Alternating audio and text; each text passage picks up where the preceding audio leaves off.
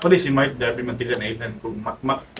Then, worker ko diri sa atong parokya sa William Torres. Ako si Claudine Ho Mantilla, asawa ni Makmak, of course. And former youth sa diri sa Rodam. Nagila-ila mi sa Panapod sa Paiko. Isip mga kanang leader. Nagsugod siya sa kuya. Kuya. Kaya gap yun ako 7 years. Yan, almost 8 ana. So ningon ko nga pag mudaog siya pagka-Paiko kanang president sa youth, maako gid siya. Di pagka kay feeling no. Mo to gi-push gyud ako mo to pagkadaog. Sige ko court. Uyab ni tama.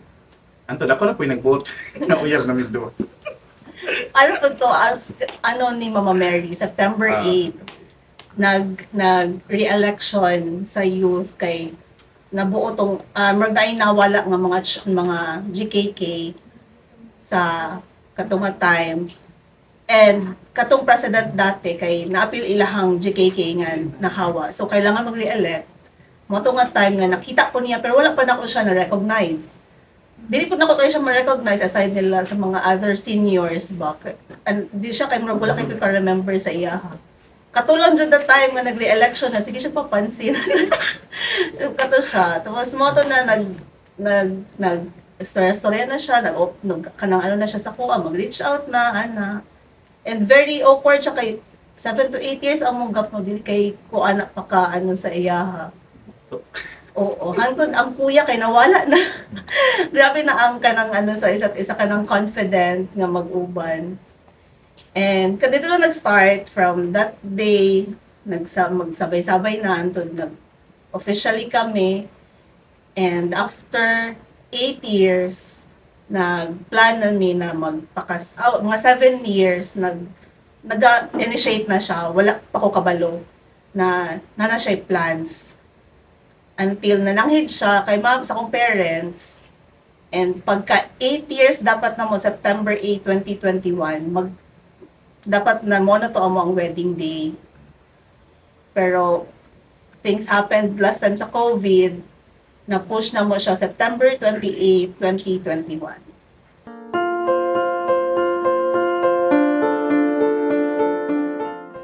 Kwan lang, before di ko nisulod atong pag-aminyo, ako na yung ikuan nga, anak ko yung stable na trabaho. At least, kung panginanglan ba, makasupport na ganyan. Di na lang, makaanak.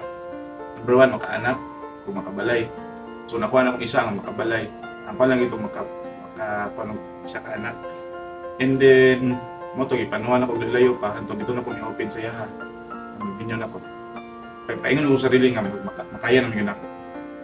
And then, di ko magsalig po sa ginikanan mo, itong ngita ko balay na awat di ko. Kaya gusto nung parang,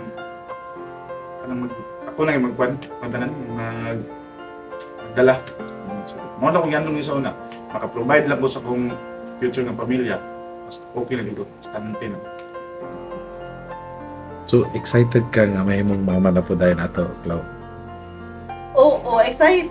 Ready po dyan ko ato na nga time. Kay, siguro mga 5 years pa nag-open naman siya na gusto na siya mag-settle down kay given his age po na ahead sa kuha. Pero ang ako mo kay, dili man ko literally breadwinner, pero more of gikan sa kuha ang sa mong family. So, open po ko sa iya nga, dili pa ko ready for that responsibility. Kung katong nga time nga 4 to 5 years. So siguro ako sa tag mga pila ka years until pag ingon niya around 7 years na mo dito na nakaingon ako nga ready na jud ko. And sila mama pud na okay na sila. So anything will happen from that time on, go with the flow. Actually, kung ako personally, katong pagsugod pa lang na mag-plan sa wedding, katumagod na time is 2021, timing po na ang among housing nga gi-apply for katong housing nga gi-applyan namo kay mid 2021 nag-follow up na sila nga for turnover na ang balay. So open ko sa iyahan na anak ko na kung pwede after wedding kay mag-focus ata sa balay na katong preparation jud para after sa balay everything will follow na bahalag magka-baby na anak. Pero ang amo lang kay stable lang ang among flow ba nga dili may magka-problema, especially the finances kay lisod jud kaayo nga dili financially stable ba nga magsabay-sabay tanan. Pero kato nga nahitabo sa katong COVID na ang plans ba kay dili ang among pagbuot ang nahitabo. So during the wedding kay na-push ang among wedding is September 28. And during that time I was positive na pregnant na ko that time. And nahibawan lang namo around mid-October. And then so okay na ang among plans tanan nagplano namin na sa for the meantime sa ilasa mi magpuyo kay para lang gid among focus kay preparation sa pregnancy ana. Until everything went smooth lang yun. And kami po nag-expect po mga smooth lang yun kay I'm pa man kanang bata pa man ko ba, so wala ra kay ko nagahuna-huna ang risk akong pregnancy, wala ra pud ko gahuna-huna sa iya kay di pa man pud jud siya anak kanang old pa jud pod. And we're healthy man, everything among laboratory, tanan-tanan okay gyud tanan. Until mid-November kay na-shock na lang mi tanan na pag-check sa doctor kay ang wala na nag-develop ang baby sa tiyan. Brag nag-separate siya sa iyang balay, ang tawag ato balay. So nag-declare na gyud siya sa doctor na siya kanang early pregnancy demise. So dito na nag-stop ang first among siguro kay first or 2 months pa lang may kanang newlywed, 2 months pa lang may nga magtiayon pero murag bugat na kaayo ang challenge ba nga amo ang gi-face nga wala jud mi na ready, wala mi kay amo gani kay kanang kung before mi mo mag-move into another plan kay amo as jud siyang hanayon kung pwede nga hanay siya para magsunod-sunod nga wala mi problema hon ba, pero kato murag wala min kato gid ang isa nga wala gid mi nakaandam gyud nga bugat jud kaayo siya. Magkapanglandong ka ba nga? Hanay kay ka. Pag ending na, dili matuman. Sa kasal pa lang, prep na mong pizza dili. Sa pagbuntis, mag-ana nga. Hugno. Tawhanon nga kuan mo kayong ko ba nga? Trabaho mo ko sa imuha. Naman ako sa pila ka tuig gikan sa iyo. Nga inani man. Boto na question yo ba to? Kung pisal ko nga nanong tungod sa akong ka-active ba? Niabot man sa kuha. Sige tayo. Pero sa siging dugay process, nag-among gula po. Dito na po may testing nga. Kaya nga mas doktora to kanang di sa may pwede magsunod. Dayon ba? Kaya undergo pa siya glaing mga test which is mahal yung kayo. Yan, gasto na itong takot-takot kung imong i-test niya. Wala pa kasiguraduhan kung mulambo ba? Kaya mo proceed yun siya makaanak yun. Dito na kanon ako kung imong basehan mo ang imong kadlo kung imong pagtuog yun. Fear of faith ba? Mo to pagkahuman siyang tambal, sugal yun. Kung mulampos ni, mas maayo. Kung dili, padayon. Wala, okay ra po. Kaya kami nagkuhan ba, ko Lord, ba me, sa musisyon. Mo to dito namin nagkuhan. Antod na nanay mga kauban itong mga pari, seminaryan. Mas dito pa lang nailan yung si St. Gerald na nihatag na siya itong mga kuha nila, mga relic. Pila ang iyang mga nabuhat ng mga miracles yan. So ako, sipo ko basa-basa internet. Tanaw tumapa sa mga papel ng ipanghatag sa basa. So, nailan ninyo si St. Gerard sa mga pare? Kuha na po, mga kaubang pari, mga seminaryan. So nalagay ko yung background, pero mas kuhan pa nila ba? Kung kinsa gid siya, unsa gid siya ang kung sinasiya, kung kinsa gid siya. Dito. So, nag-novena mo kay St. Gerard or kanang kuhan lang, isang ginasangpit niyo sa mga prayers ninyo? Pag ampo yun, kanang kibalik kami kampo ba, kaya na ako itong papel nga gamay. Mo itong ginampo. Magbinahan gani. Yung ba mga kay ila ra po pari seminaryo. Sila nga ubina po itong mga spirit, mga prayer warrior. Nana, kami, sa balay, kami duwa. Kaya gabi, gabi lang ka ng pating, like sakit. So, the second pregnancy na ning naana mo yung devotion kay St. Gerard Ayot. Yeah. So, kumusta man ang kuan? The journey on the second pregnancy. Ang second pregnancy kay dili gyapon siya nga naka-smooth. Pero sa second pregnancy, ako personally second pregnancy na mas nailhan si St. Gerard. Nagsugod among devotion gyud sa iyaha nga every kay include na siya sa mo ang mga petition na gyud siya permanente sa mong prayers and dito na nag-start kan kada murag every time na mi sa simbahan, dili lang kay Mama Mary, dili lang appeal na gyud siya sa mo ang devotion na sa all throughout the pregnancy kay sa mo ang sugod pa lang sa pregnancy, dili na siya anak ka smooth kay na tungod sa kong first murag kumbaga na red flag na ako ang ang ako ang status kay naa mi history of miscarriage. And then, sugod pa lang pagka first check-up pa lang, nakita na nga, grabe ako ang contraction sa tiyan, maski full bed rest na ko, wala na ko'y any extracurricular sa balay, lang gid ko, bedroom lang gid ko stay, pero grabe ang contraction, that's all throughout gid sa mga 8 months sa pregnancy. So, wala lang kasabot kung anong grabe ang wala may makita nga sa laboratory, walay problema sa kuha, wala pud sa iyaha.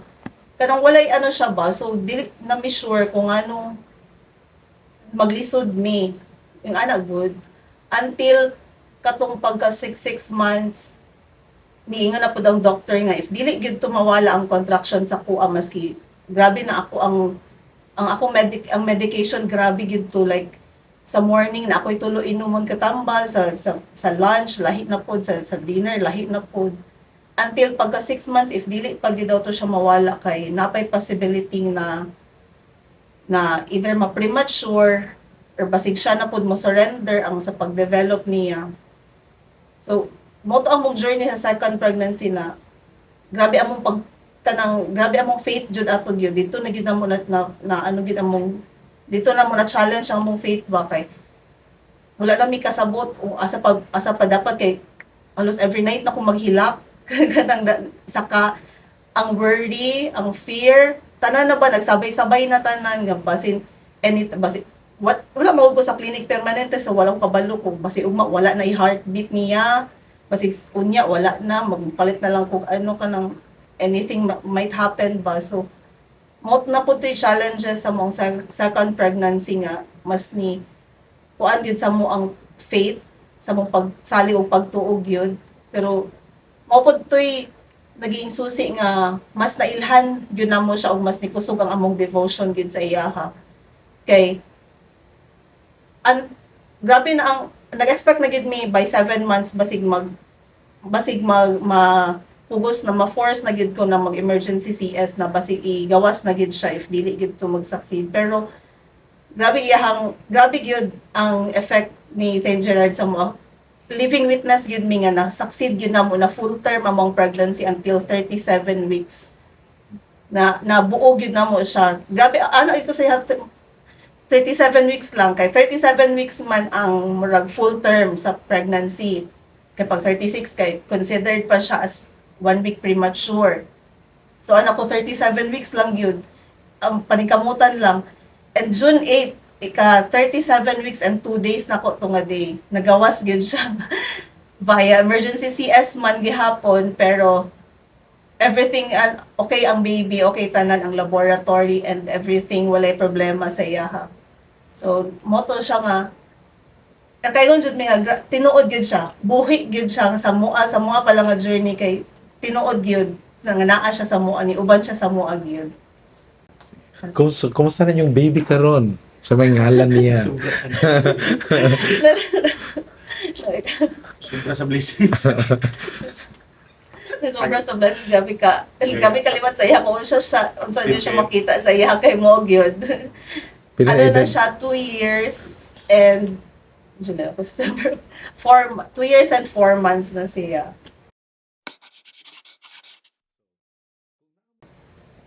Salamat San Gerardo kay muming ubanan sa mong journey sa yung pagbuntis. Labi na karon na nila ko ng bata.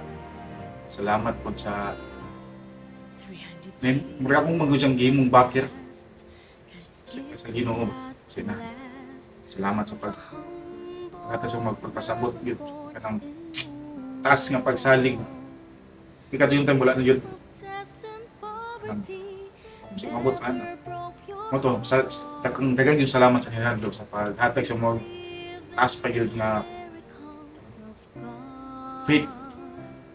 Kaya kung wala yun siguro may manambot na pag masalamat yun kayo sa pag-uban sa mua, sa pagdala sa mong mensahe pa sa Ginoo. Labi na karon, nanda ko na po na kong bata. Salamat kay Nadia always. Makaingon jud ko kay kada prayer gyud kanang mga kaning papel nga kanang papel. Effective jud kayo. Tinod promise kuan jud kayo. Iyang pula mo sa nun yung makapilong ka pero mamurag. Wala na. Sayan na lang. Di man siya atong yampuan pero at mangailan na siya kuan ba. Makauban na to siya nga. Pananta niya pa rin sa Ginoo. Sila may narito ron. Inana kong pagsabot. Salamat sa pag-uban. Sabot.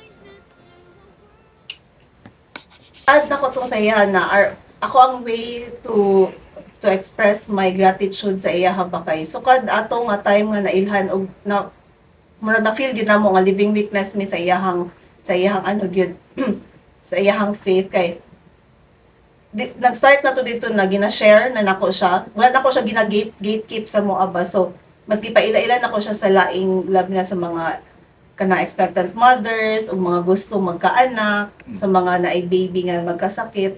Gani kay nato isa ka, if I may share ba sa ako, inakoy isa ka igagaw pinsan sa siya sa gawas ay dili lang ko sure kung aware siya, naaba sila yung church na Catholic dito sa ilang community pero giingnan ako siya na katong nga time is nakaduha na sila ka miscarriage pod. So and sa iyahang edad manggod medyo ano na siya sa kuha pod, ahead na siya sa kuha, so nagalisod sila. And kato nga time kay wala na murag nahutdan gid siya pagtuo pagsalig yun, naluya gid siya ba kay grabe na ilahang kanang ginatry na grabe ilahang pagsulay gyud sa ilang journey. And dito nga time nga ako siyang gi-comfort pinagi sa pagpaila-ila kay St. Gerard na hantod karon kay wala pa man sila na naka-develop pero at least nakaingon jud siya sa kuha nga murag nibalik ang iyahang faith ba, nibalik iyahang pagtuo nga maabot ang time para sa ilahag yun. Kay kato nga time nahutdan na gid daw siya, wala na gid siya pag-asa gyud. Kay after pila ka years nila nga try and try. So gikan nato kay naga-pray na gid daw siya kay St. Gerard ato nga time. So ako isa ka way mag-express sa gratitude sa iya nga ipaila-ila siya sa laing mama. Ug na ganito isa pud sa youth ba na nagka-problema iyang baby pagawas. Grabe ilahang ampo na gyud tanan kay almost dying na ang baby. And siya mismo mother ako gingnan ako siya nga adto sa Redem kay RYM siya before. Ako adto sa Redem pag-pray kay St. Gerard na ara na siya sa Redem. And niadto gid daw siya, niadto gid siya sa Redem. And naka-discharge siya ng baby. As in, nakagawa siya and healthy ang baby. Though, dili kadali lang gipahiram sa ila ang baby. Pero, dili siya katong nga time na expected na nila nga maka-discharge siya alone. Ang mother lang. Kay, medyo na ang baby. So, maski sa gamay nga panahon, kay na-experience nila, nakauban nila ang bata ba. Kay, grabe, dito po daw nga start nga, nailhan niya si St. Gerard na. So, siguro, if naman ko'y maingon sa mga expectant mother, sa mga naka-experience of mga unborn children, let's keep our faith. Atong dungagan, atong pag-ampo, iuban si St. Gerard. let's try na to tanan na ato ang ilailahon si Saint Gerard. Ano man siya medyo new pa ni sa uban, maski gani ako nga na ako sa Rhythm nagaserve, medyo new pud sa ko ang ato nga time si Saint Gerard. So ayaw di na ta mawad ang pag-asa kay maabot ang tamang panahon para sa tuag yun. And magpadayon lang ta sa pag-ampo. Sakit man kung naay mahitabo anything man or madugay man, madelay. It's better madelay. Pero maabot ang great timing na ihatag niya hapsay ang tanan. Bahalag madelay, bahalag malate, bahalag na ay mga kakulian in the journey. Pero pag iyahang panahon na ihatag niya, iyahang pagbuot na ihatag niya sa imuha, everything will go smooth na gyud. Na walay kakulian, walay problema. Kana. Panayon lang sa tuwang pagsabi.